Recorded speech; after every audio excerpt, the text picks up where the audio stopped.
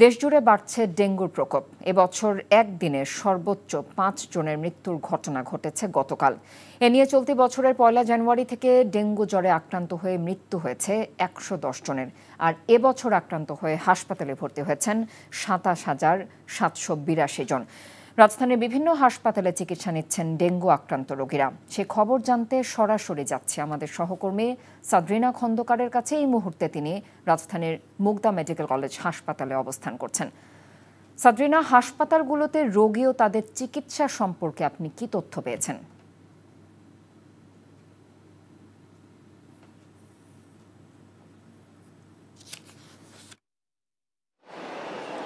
আমি এই মুহূর্তে আছে রাজধানীর মুগদা মেডিকেল কলেজ হাসপাতালে।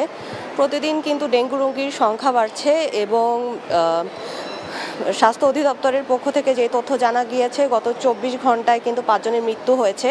তার মধ্যে কিন্তু ৩ জন ছিল ঢাকা দক্ষিণ সিটি কর্পোরেশনের মধ্যে।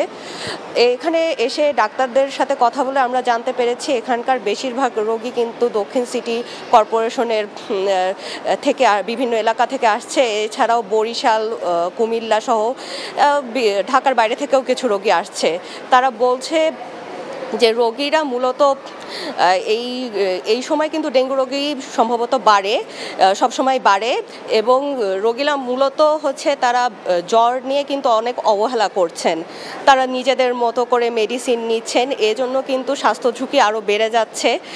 ডাক্তাররা বলছেন যে জ্বর যদি 2 দিনের বেশি হয় এবং তার সাথে বমি, পাতলা পায়খানা এই ধরনের লক্ষণ দেখা যায়, তাহলে অবহেলা না করে যত দ্রুত সম্ভব নিকটস্থ ডাক্তারের সাথে পরামর্শ নিতে এবং রোগীর অবস্থা খারাপ হলে নিকটস্থ হাসপাতালে কিন্তু ভর্তি হওয়ার পরামর্শ দিচ্ছেন। ওনারা বলছেন যে নিজেদের মধ্যে সচেতনতা বৃদ্ধি এবং যদি আমরা মেডিসিন নিতে অবহেলা না করি এবং নিজেদের মতো করে স্যালাইন, মেডিসিন এগুলো নিজেদের মতো করে যদি না নিয়ে ডাক্তারের পরামর্শ নেই, তাহলে কিন্তু এই ডেঙ্গুর যে প্রকোপটা এটা কমানো সম্ভব এবং নিজেদের পরিষ্কার পরিচ্ছন্নতা বৃদ্ধির মাধ্যমে ডেঙ্গুর প্রকোপ কমানো সম্ভব। এবং ডাক্তাররা এও বলেছেন যে যেহেতু বর্ষাকাল শুরু হয়ে গিয়েছে এবং এটা কিন্তু চলতে থাকবে দিন দিন, ওনারা দেখছেন যে গত 2 সপ্তাহে ডেঙ্গুর রোগীর সংখ্যা আরও বৃদ্ধি পেয়েছে এবং এই ধরনের ধারাবাহিকতা চলতে থাকবে অক্টোবরের শেষ পর্যন্ত। তো এখানে দেখা যাচ্ছে যে রোগীদের সংখ্যা বাড়ছে এবং এই সরকারি হাসপাতালে বেডের সংকুলান না হওয়ার সত্ত্বেও কিন্তু তাদেরকে বিভিন্ন ফ্লোরেও জায়গা দিতে হচ্ছে।